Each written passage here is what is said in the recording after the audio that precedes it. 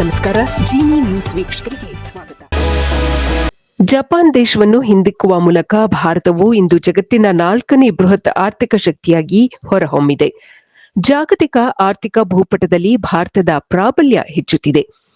Japan ದೇಶವನ್ನು ಆರ್ಥಿಕ ಗಾತ್ರದಲ್ಲಿ ಮೀರಿಸುವ ಮೂಲಕ ಭಾರತವು ವಿಶ್ವದ 4ನೇ ಅತಿದೊಡ್ಡ ಆರ್ಥಿಕ ದೇಶವಾಗಿರುವುದು ದೇಶದ ಆರ್ಥಿಕ ಇತಿಹಾಸದಲ್ಲಿಯೇ ಒಂದು ಮೈಲಿಗಲ್ಲಾಗಿದೆ.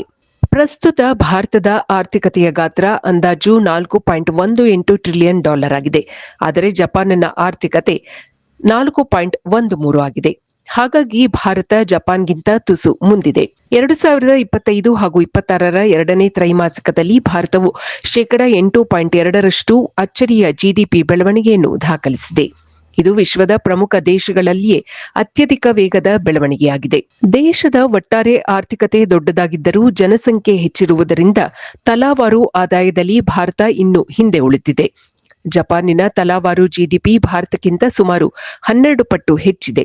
ಭಾರತದ ಆರ್ಥಿಕತೆಯ ಗಾತ್ರ ಹೆಚ್ಚಾಗಲು ಮುಖ್ಯ ಕಾರಣವೆಂದರೆ ಭಾರತದ ಆರ್ಥಿಕತೆಯು ಶೇಕಡ 60ರಷ್ಟು ಭಾಗ ದೇಶೀಯ ಬಳಕೆದಾರರಿಂದಲೇ ಬರುತ್ತದೆ. ಗ್ರಾಮೀಣ ಮತ್ತು ನಗರ ಪ್ರದೇಶಗಳಲ್ಲಿ ಜನರ ಖರೀದಿ ಸಾಮರ್ಥ್ಯ ಹೆಚ್ಚಿರುವುದು ಇದಕ್ಕೆ ಮುಖ್ಯ ಕಾರಣವಾಗಿದೆ. ದೇಶದಲ್ಲಿ ನಡೆದ ಡಿಜಿಟಲ್ ಕ್ರಾಂತಿಯಿಂದಾಗಿಯೂ ಸಹ ಭಾರತ ಆರ್ಥಿಕತೆಯ ಗಾತ್ರವನ್ನು ಹೆಚ್ಚಿಸಿಕೊಳ್ಳಲು ಸಾಧ್ಯವಾಗಿದೆ. ಯುಪಿಐ ಸೇರಿದಂತೆ ಡಿಜಿಟಲ್ ಪಾವತಿ ವ್ಯವಸ್ಥೆಗಳು ವ್ಯವಹಾರವನ್ನು ಸುಲಭಗೊಳಿಸಿವೆ.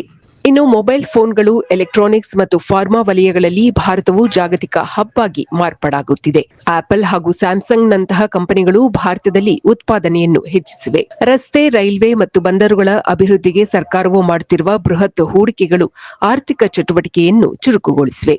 ಭಾರತದ ಮುಂದಿನ ಗುರಿ 3ನೇ ಸ್ಥಾನವನ್ನು ತಲುಪುವುದಾಗಿದೆ. ಭಾರತವು ಮುಂದಿನ 2.5 ಅಥವಾ 3 ವರ್ಷಗಳಲ್ಲಿ ಜರ್ಮನಿಯನ್ನು ಹಿಂದಿಕ್ಕಿ ವಿಶ್ವದ 3ನೇ ಅತಿದೊಡ್ಡ ಆರ್ಥಿಕತೆಯಾಗುವ ಗುರಿ ಹೊಂದಿದೆ. ಇದು ಈ ದಿನದ ನಿರಂತರ ಸುದ್ದಿಗಳಿಗಾಗಿ ವೀಕ್ಷಿಸುತ್ತಿರಿ ಜಿನಿ ನ್ಯೂಸ್. ನಮಸ್ಕಾರ.